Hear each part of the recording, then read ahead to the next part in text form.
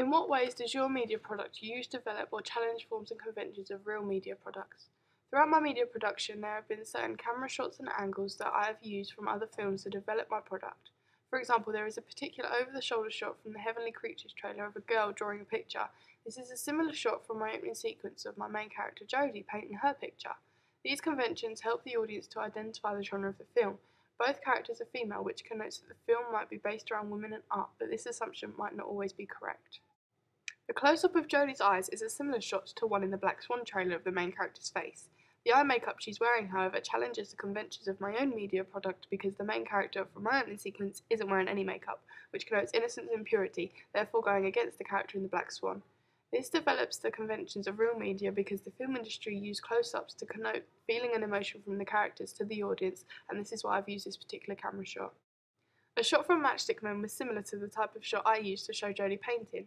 The shot from the film shows the main character doing something on a board, and I thought this worked well in showing the audience the determination the character has in order to finish what he's doing. I then used this shot type to do the same for my audience members because I wanted them to see Jodie's determination to finish her painting.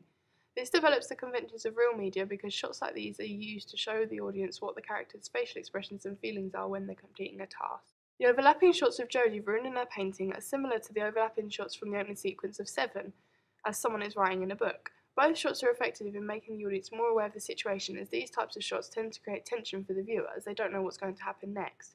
This develops my media product because many films use this type of camera effect to create tension to the audience just like I have.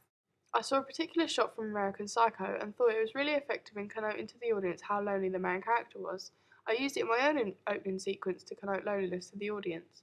The shots are very similar, they both show the main character doing something on their own, and I thought this would be a very good way to show loneliness throughout my production.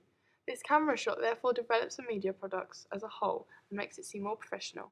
The fonts used in my opening sequence are similar to the ones used in Shutter Island because they're plain and white. I chose this type of font because I thought it looked professional and simplistic, and it seemed to go well with the opening sequence. It created a contrast to the main title font as this was different and had one pink letter. I think this develops the conventions of real media products as companies tend to use simple fonts because they look more professional, and this was the kind of look I was going for, as I wanted my opening sequence to look as good as possible.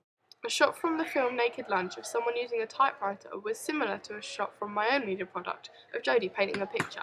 The point of view shot used for both will put the audience in the character's shoes and make them feel more connected towards what they're doing. These shots develop the conventions of real media because lots of films use this type of shot to directly show the audience what the character is doing so they can relate to them and the activity.